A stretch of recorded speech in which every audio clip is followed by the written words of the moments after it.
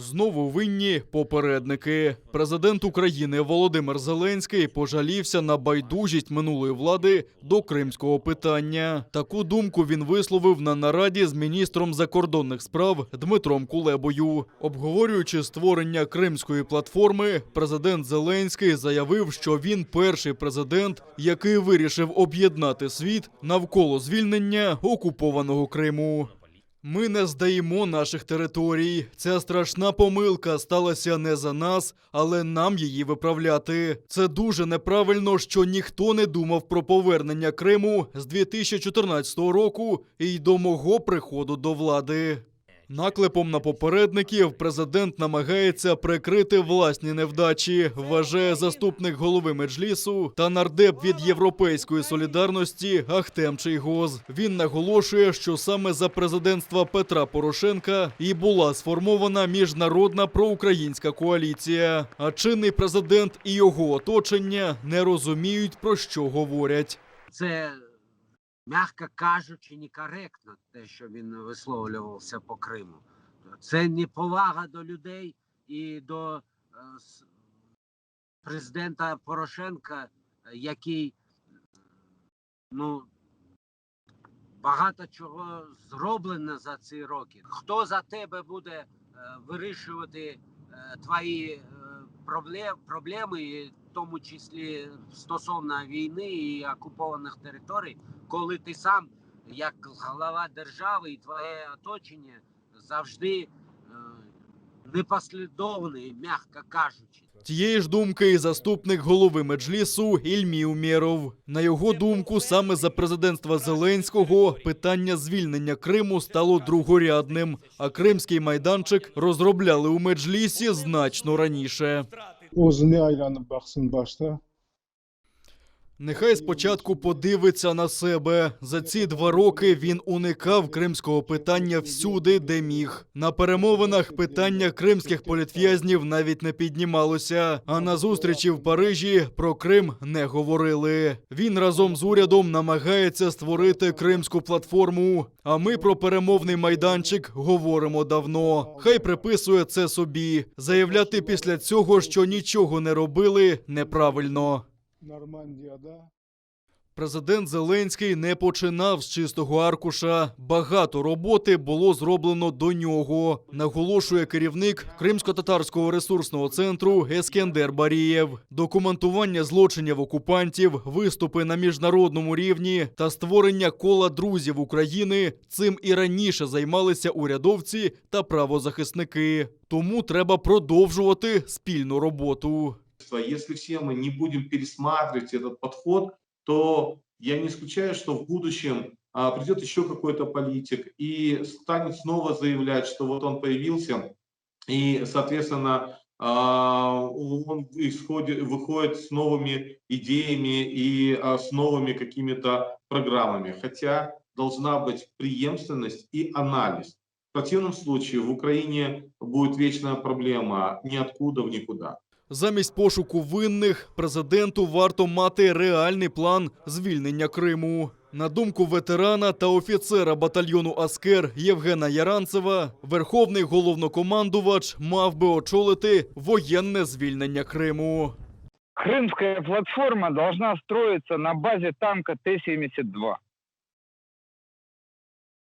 С ночным видением, тепловизором, ракетным комплексом. Идет война между Украиной и Российской Федерацией. И любые площадки, которые мы где бы ни собирались, украинцы и русские, будут заканчиваться всегда одним и тем же вопросом. Деоккупация Крыма, деоккупация Донбасса. Саміт Кримської платформи заплановано на 23 серпня. Там президент Зеленський матиме можливість продемонструвати свою рішучість в присутності лідерів інших держав. Владислав Стужук, Муслім Умєров, Заман, АТР. На Аскольдовій могилі поховали їх. 30 мучнів українців, славних, молодих. Це перші рядки з вірша Павла Тичини «Пам'яті 30», що були присвячені молодим київським курсантам та козакам добровільного формування, які в ці дні 103 роки тому загинули, захищаючи молоду українську державність. Студенти Андрій Савицький, Володимир Завський, Валерій Гойда. Біля залізничної станції поблизу селища Крути, за 130 кілометрів від Києва, відбувся бій проти Червоної армії Муравйова. Незважаючи на чисельну перевагу 4000-ї армії більшовиків, 400 українських захисників стримували рух окупантів на Київ. Це дозволило дипломатам підписати Берестейський мирний договір з Німеччиною, Австро-Угорщиною, Болгарією та Османською імперією. І це значно послабило позиції більшовицької Росії. Тоді перші країни визнали УНР незалежною державою. Відтоді українці вшановують їх як символ незламності у боротьбі за незалежність. У 2006 році на залізничній станції Крути було відкрито меморіальний комплекс пам'яті героїв Крут. Президент-втікач Віктор Янукович отримав ще одну підозру в державній зраді. Слідчі ДБР за погодженням з прокурорами Офісу Генпрокурора повідомили про обвинувачення через підписання Харківських угод про продовження базування Чорноморського флоту Російської Федерації у Криму.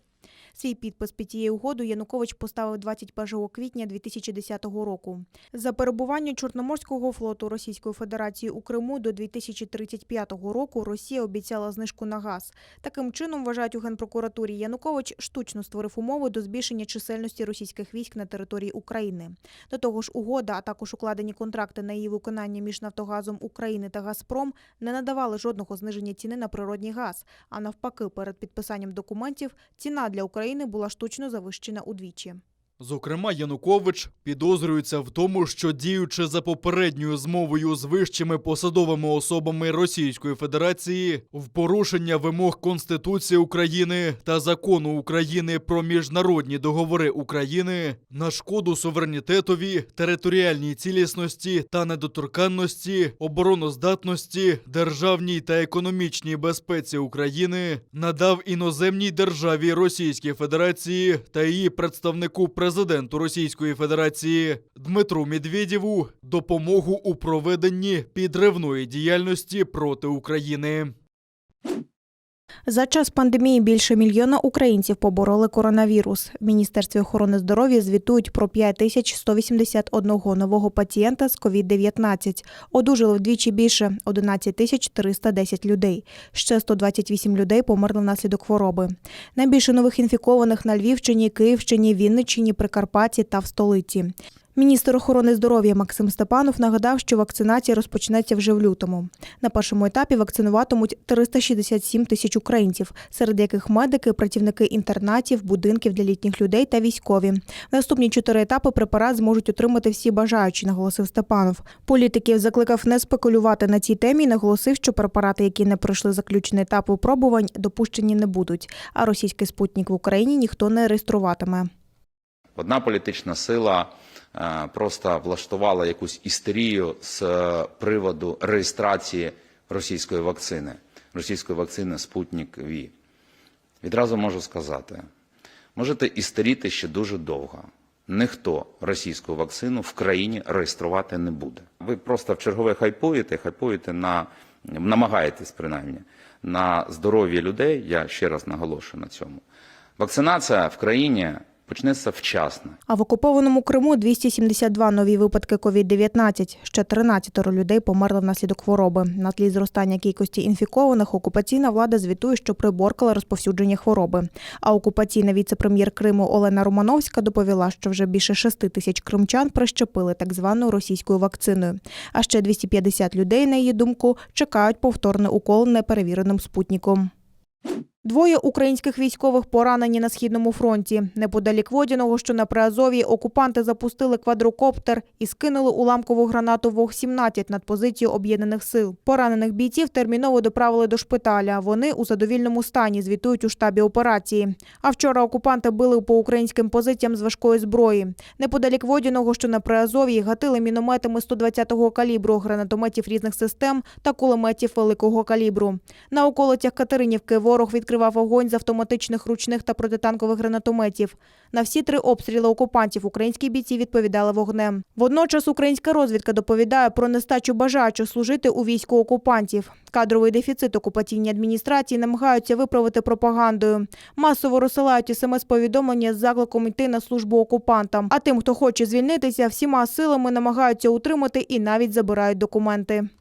Для недопущення зниження рівня комплектування особовим складом у з'єднаннях і частинах 1 та 2 армійських корпусів російське окупаційне командування намагається примусово утримувати осіб, які не бажають продовжувати службу після закінчення контракту.